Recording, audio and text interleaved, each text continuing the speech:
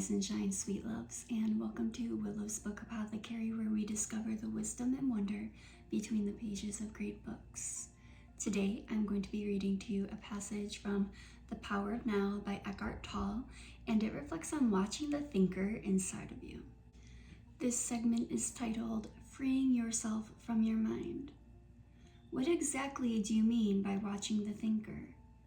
When someone goes to the doctor and says, I hear a voice in my head, he or she will most likely be sent to a psychiatrist. The fact is that, in a very similar way, virtually everyone hears a voice, or several voices, in their head all the time. The involuntary thought processes that you don't realize you have the power to stop, continuous monologues or dialogues. You have probably come across mad people in the street, incessantly talking or muttering to themselves. Well, that's not much different from what you and all other normal people do, except that you don't do it out loud. The voice comments, speculates, judges, compares, complains, likes, dislikes, and so on. The voice isn't necessarily relevant to the situation you find yourself in at the time. It may be reviving the recent or distant past, or rehearsing or imagining possible future situations. Here, it often imagines things going wrong and negative outcomes. This is called worry. Sometimes this soundtrack is accompanied by visual images or mental movies. Even if the voice is relevant to the situation at hand, it will interpret it in terms of the past. This is because the voice belongs to your conditioned mind, which is the result of all your past history, as well as the collective cultural mindset you inherited. So you see and judge the present through the eyes of the past and get a totally distorted view of it. It is not uncommon for the voice to be a person's own worst enemy. Many people live with a tormentor in their head that continuously attacks and punishes them and drains them of vital energy. It is the cause of untold misery and unhappiness, as well as of disease. The good news is that you can free yourself from your mind. This is the only true liberation. You can take the first step right now.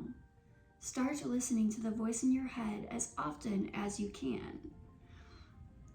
Pay particular attention to any repetitive thought patterns, those old gramophone records that have been playing in your head perhaps for many years. This is what I mean by watching the thinker, which is another way of saying listen to the voice in your head. Be there as the witnessing presence. When you listen to that voice, listen to it impartially. That is to say, do not judge. Do not judge or condemn what you hear, for doing so would mean that the same voice has come in again through the back door.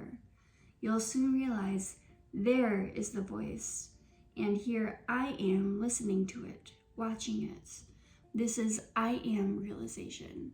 The sense of your own presence is not a thought. It arises beyond the mind. So when you listen to a thought, you are aware not only of the thought, but also of yourself as the witness of the thought. A new dimension of consciousness has come in. As you listen to the thought, you feel a conscious presence, your deeper self, behind or underneath the thought, as it were. The thought then loses its power over you and quickly subsides because you are no longer energizing the mind through identification with it. This is the beginning of the end of the involuntary and compulsive thinking.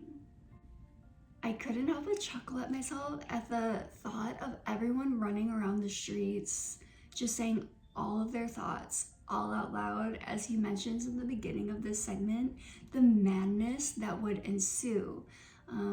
It goes to say there is a very strange kind of madness inside all of us when it comes to our mind and our thoughts.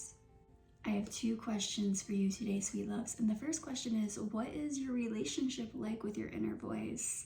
Do you have it on a leash, or is it roaming free, taking up a lot of space in your mind? And Also, contemplate the mediums that you're ingesting every day, whether it's social media, books, TV, music. And do you find that the content that you are consuming is finding a way to infiltrate through your thoughts, even though it may not be something you necessarily resonate or align with?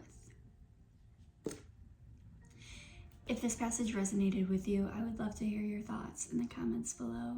And if you would like more daily literary wisdom, then hit subscribe. I will see you tomorrow.